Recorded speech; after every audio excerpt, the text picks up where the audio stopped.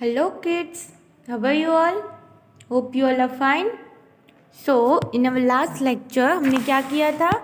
हमने WH वाले question देखे थे एंड फिर हमने उसका एक्सरसाइज किया था right of chapter number 18 sentences के हमने WH वाले एक्सरसाइज किया था राइट एंड देन मैंने आपको रिव्यू नंबर 4 कराया था उसमें हमने क्या देखा था preposition below above in front of behind between beside under over above beside ऐसा हमने वर्ड्स देखे थे राइट सो आज हम on page we will move to page number 88 okay in that we will see question number B आपको question number A समझ में आ गया रिव्यू 4 में ओके सो अब हम क्वेश्चन नंबर बी में मूव करेंगे लेट्स से क्या दिया गया है यूज एंड और but to complete the sentences हमको इधर एंड और बट का यूज़ करना है सेंटेंसेस को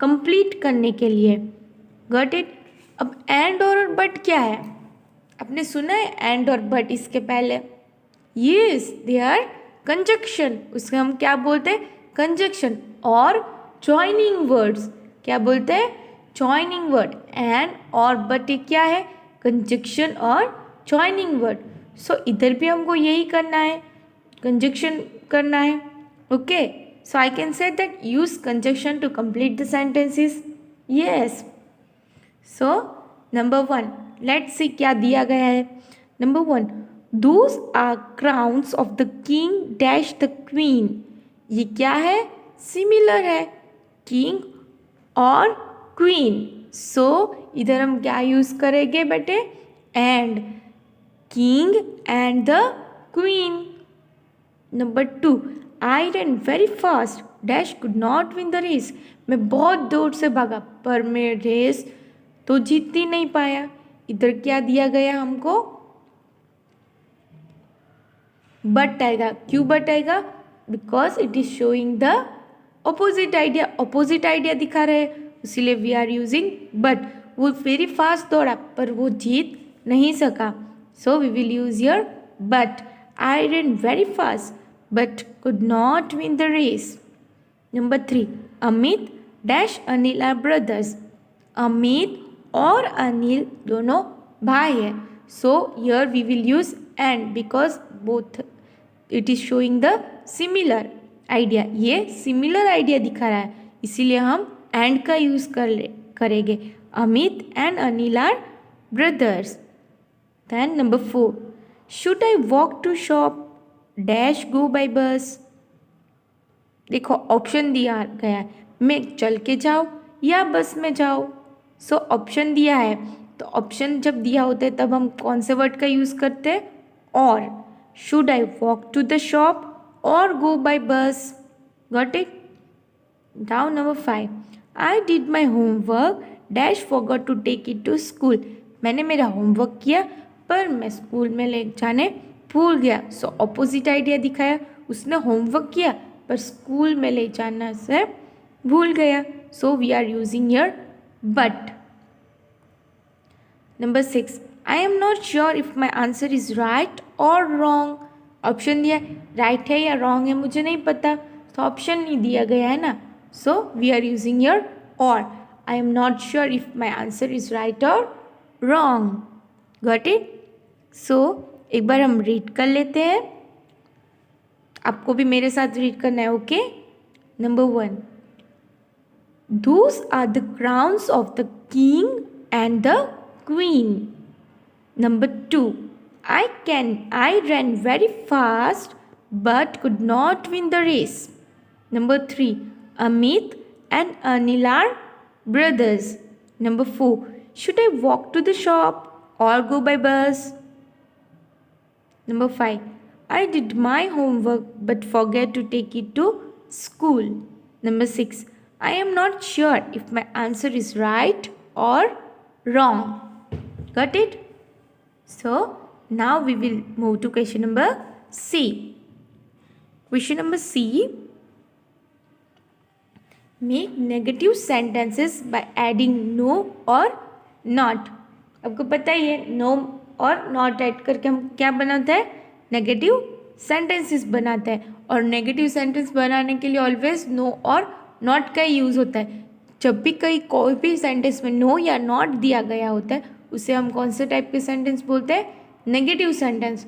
विच sentence they are called, negative sentence. So number 1, I have read that story. So here we will use not.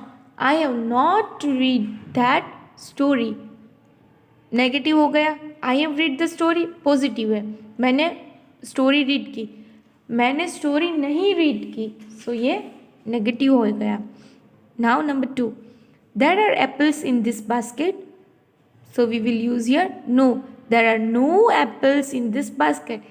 इस बास्केट में एप्पल्स है और इस बास्केट में एप्पल नहीं है। पॉजिटिव नेगेटिव दोनों हो गया। So number 3, did you polish your shoes.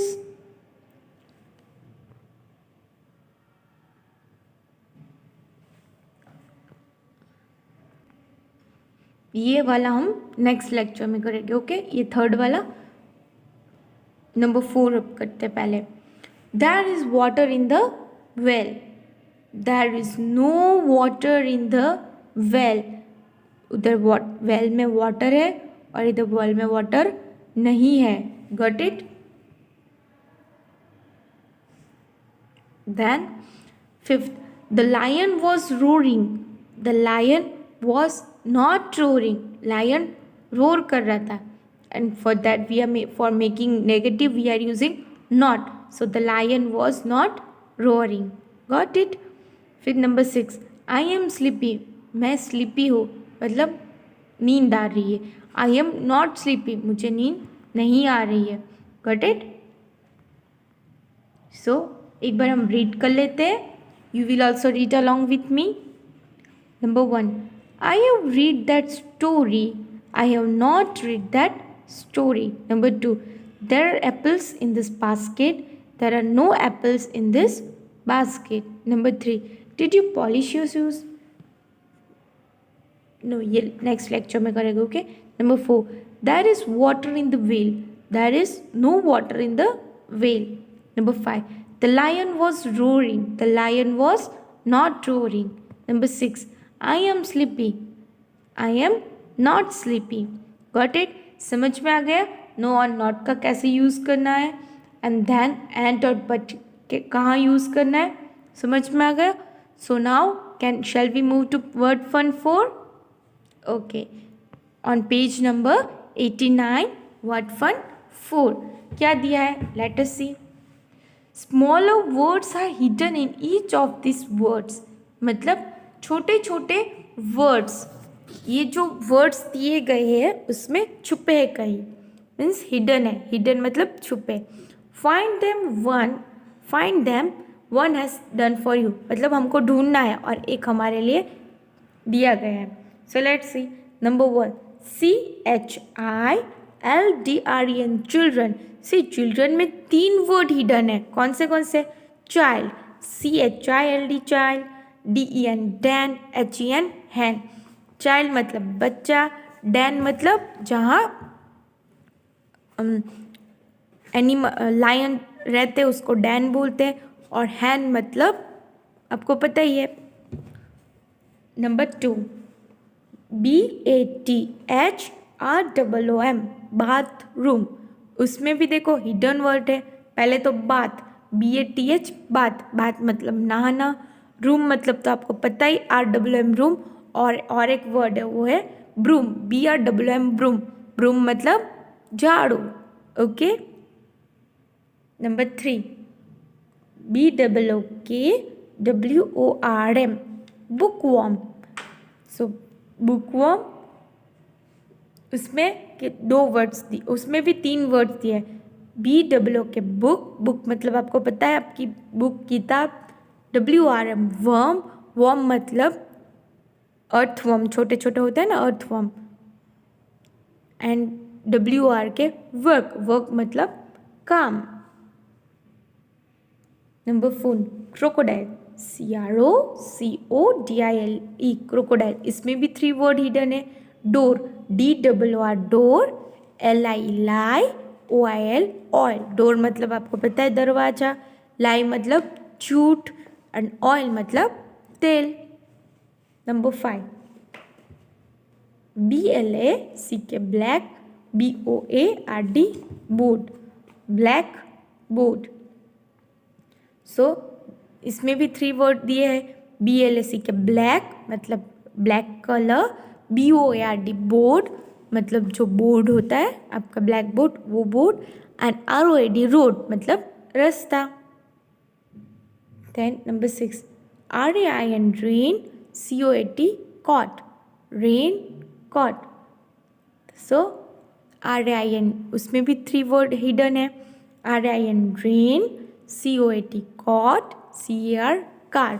Rain मतलब बारिश, COAT कोट मतलब जो हम ब्लेजर कोट पहनते हैं वो, एंड कार मतलब तो आपको पता ही है। ओके, सो आपका आज के लिए होमवर्क क्या रहेगा? आपको आज होमवर्क में पेज नंबर 88 और पेज नंबर 89 करना है। ओके, और देन सो एक बार हम रिकैप कर लेते हैं हमने क्या क्या किया। सो हमने रिव्यू 4 में पहले प्रीपोजिशन किया, फिर हमने एंड और बट किया, और फिर हमने नो और नॉट देखा, और हमने और एक चीज़ दूसरी सीखी। क्या सीखा?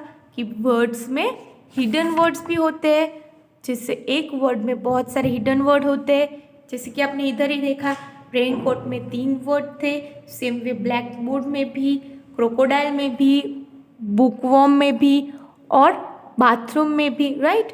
उसमें भी तीन टाइप के वर्ड्स दिए हैं। सो एवरी वर्ड्स में भी ऐसे ही, सिर्फ इसमें ही नहीं, बहुत से ऐसे वर्ड होते हैं जिसमें बहुत सारे हिडन वर्ड्स होते हैं, राइट? सो आज के लिए आपका होमवर्क होगा page number 88 and 89। Got it? और नेक्स्ट लेक्चर में हम चैप्टर नंबर 19 करेंगे, एंड चैप्टर नंबर 19 है कॉम्प्रिहेंशन। कॉम्प्रिहेंशन मतलब क्या है आपको बता दूं मैं थोड़ा बहुत, इसमें बता देती होगे।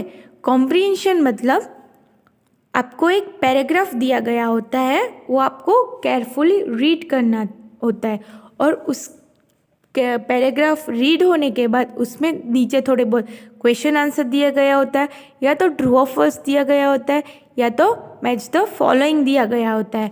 सो ऐसे ही आपको पैराग्राफ दिया गया होता है, फिर नीचे क्वेश्चन आंसर, ट्रू और फॉल्स, मैच द फॉलोइंग दिया गया होता है। पहले आपको वो जो दिया है स्टोरी, ऊपर जो पैराग्राफ दिया है वो आपको पहले रीड करना पड़ता है, फिर आपको उसमें से आंसर फाइंड करके नीचे फिलअप करना पड़ता है। ओके, उसे कहते हैं कॉम्प्रिहेंशन। क्या कहते हैं? कॉम्प्रिहेंशन। सो हम नेक्स्ट लेक्चर में कॉम्प्रिहेंशन करेंगे। ओके, सो आपको पता चल गया आपका होमवर्क क्या है। Your homework will be page number 88 and 89। And comprehension आपको पता चल गया। कॉम्प्रिहेंशन मतलब क्या होता है? एक पैराग्राफ दिया होता है और फिर अकॉर्डिंग टू दैट आपको क्वेश्चंस दिए गए होते हैं। सो हम थोड़ा बहुत कॉम्प्रिहेंशन आज ही कर लें। ओके, चलो आज कर लेते, ठीक है। Chapter number 19 comprehension. ओके, अभी इधर एक स्टोरी दिया गया है, लेट्स रीड। क्या स्टोरी है? The clever king. Okay, clever king. One day, 2 men came to the king with a pouch of gold. एक दिन किंग के पास 2 आदमी आए थे पाउच लेकर, उसमें गोल्ड था, pouch of a gold. Okay, एक पाउच लेकर आया था, उसमें बहुत सारे गोल्ड थे।